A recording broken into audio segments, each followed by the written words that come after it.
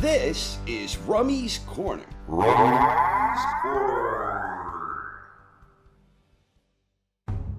Big Bang Zhang versus Agit Kabayel. This is a damn interesting matchup, and one that is very tricky to predict. This one will happen on the February 22nd card at the Kingdom Arena in Riyadh, headlined by the rematch between Beterviev and Bivol. It's an absolutely stacked card that will be available worldwide on DAZN. Kabayel won a majority decision against Derek Chisora all the way back in 2017, and after that he never really got the type of fights that may have led to bigger opportunities. His big stage opportunity came on the Boxing Day of Reckoning, where Kabayel squared off against another undefeated heavyweight, Arslanbek Makhmudov. Going into that fight, Makhmudov was a big favorite, where the expectation was that the power-punching menace would overwhelm Kabayel with sheer power. That didn't happen. Instead, Kabayel intelligently and systematically dismantled Makhmudov, dropping him 3 times to earn a 4th-round stoppage victory.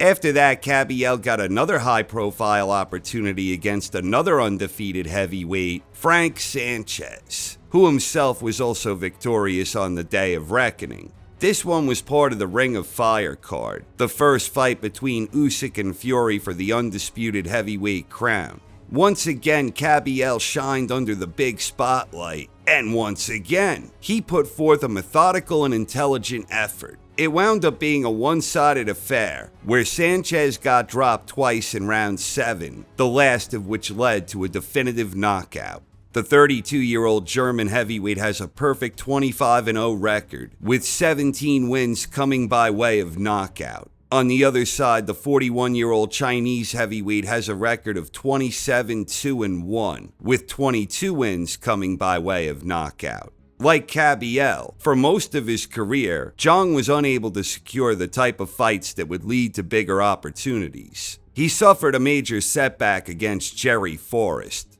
Zhang dropped him in each of the first 3 rounds, where his unquestionable power was on full display. But Forrest battled his way back, and it was later revealed that Zhang suffered low-level renal failure during the fight, which ended in a draw.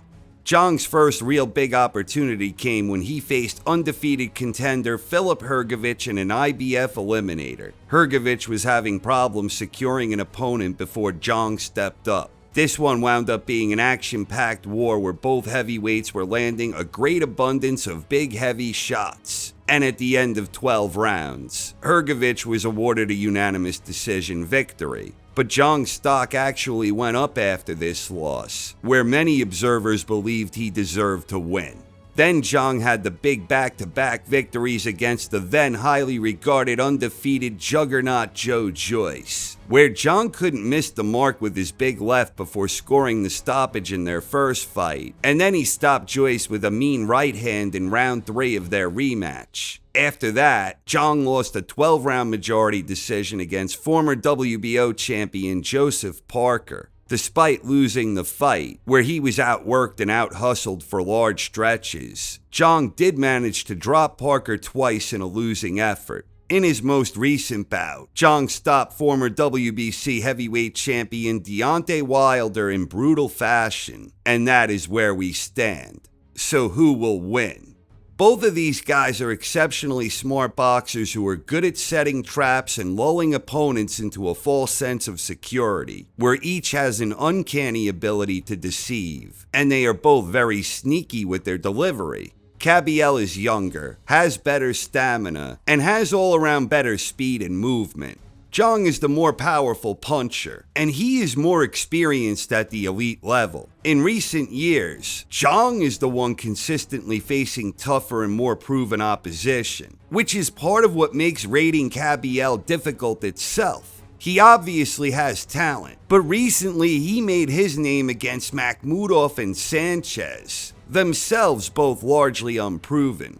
Zhang has stamina issues, but at the same time he knows how to pace himself accordingly. He has a very tight defense, he is outstanding in the art of parrying, and he paces himself in such a way that he can land his explosive power often enough that coasting against him in first gear is no easy feat. Zhang is also very clever in the realm of pouncing on the slightest opening to smash an opponent with a powerhouse counter. At heart, Zhang is most comfortable countering, where he seems to struggle more against fellow counterpunchers. Zhang's feet might be a bit slow and heavy, but he knows where to be, and those hands are deceptively quick and accurate, not to mention educated and economical. Looking at his last fight, Kabayel was applying intelligent pressure throughout the entire fight, rarely taking a step back. Kabayel himself proved educated and economical with his performance, despite the fact he was almost always maneuvering his way forward and pressing the action. Kabayel was aggressive, but never reckless and always measured in his approach. Kabayel excels when it comes to stringing together really nice short, tight combinations. And he is a modern-day heavyweight master in the art of working the body often and effectively. Kabayel is an outstanding body puncher, and he throws an awful lot of body shots, especially for a heavyweight. Kabayel also has a nice right hand, a nice uppercut, and he seems to take a pretty good punch. He was hurt in his fight against Argan Smakichi, officially knocked down, and he was in some trouble in that one, but to his credit he persevered and rallied back for the stoppage in the following round. Against someone like Parker, Zhang had a lot of trouble with Parker's subtly sublime movement, where Parker was moving just enough that Zhang never had a stationary opening where he felt comfortable unloading. For the most part, Parker was able to neutralize the big left, and he was otherwise usually absorbing them well, notwithstanding the knockdowns. Parker's tactics slowed Zhang's activity rate to an almost abysmal level, which was amplified by the stamina issues inherent to Zhang. Against someone like Joyce, on the other hand, Joyce provided Zhang with all kinds of openings, in large part because he was always marching forward, not unlike the style Kabayel kinda utilized against Sanchez. Albeit Kabayel has a far more refined and nuanced approach than the Juggernaut, not to mention a great deal more speed and athleticism. On the surface, if Zhang's comfort zone is looking to counterpunch, then Kabayel's comfort zone is to intelligently apply pressure while never neglecting the body.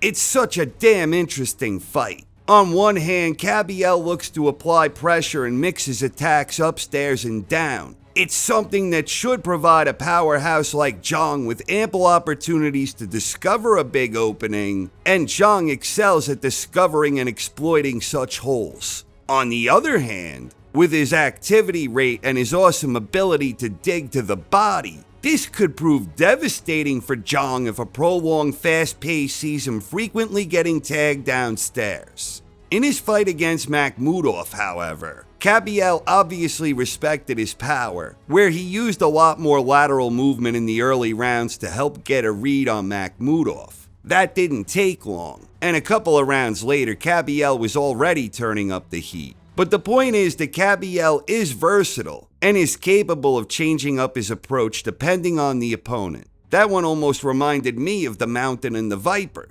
Against Zhang, I think it would be wise to use more movement and to do his best to try and utilize some of the same types of things that were working for Parker. The thing of it is, Makhmudov is no Zhang. Makhmudov has terrible balance, limited skills, and did not pose an elite-level ring IQ like Zhang. All the same, if Kabayel can make it through the first half of the fight relatively unscathed, he should be able to organically start turning up the heat as Zhang's stamina issues become more pronounced. On the flip side, if Zhang can find a way to land big and consistently in the early going, the question becomes, can Kabayel overcome and persevere the way Parker did, where Parker bounced back from the knockdowns, showing tremendous focus and determination, where he was able to go back to work, providing a tricky and slippery target that was difficult for Zhang to pin down.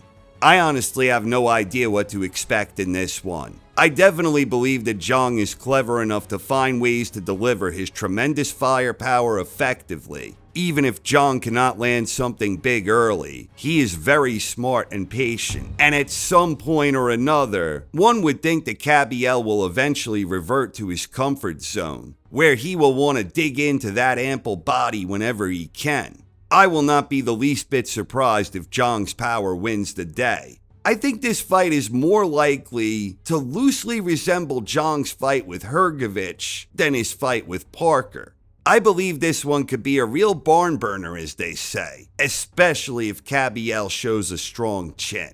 I think it's a true 50-50 pick'em fight, but at the end of the day, for my official prediction, I am taking Agit Kabayel by a 12-round decision. Something about the way Kabayel has exuded confidence recently has impressed me. Zhang is 41 years old with stamina issues, and Kabayel just has that mental determination to go along with the youth, athleticism, stamina, and ring intelligence. I believe Kabayel will prove to be a superior operator more consistently, where Zhang will be smart and crafty enough to remain dangerous throughout, where he keeps Kabayel honest, and also remain defensively sound enough that he can endure and deflect enough incoming fire to overcome any spells of late fight exhaustion.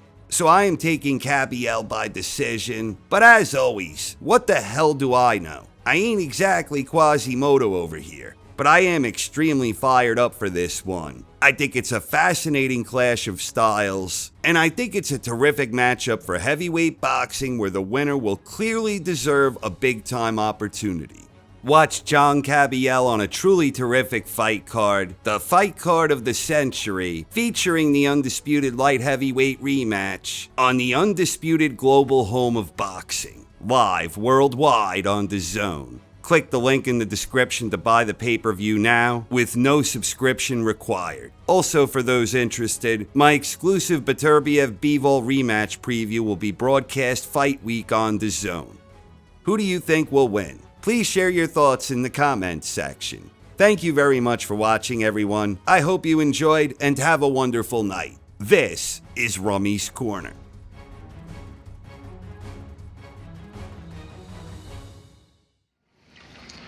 You know, Quasimodo predicted all this.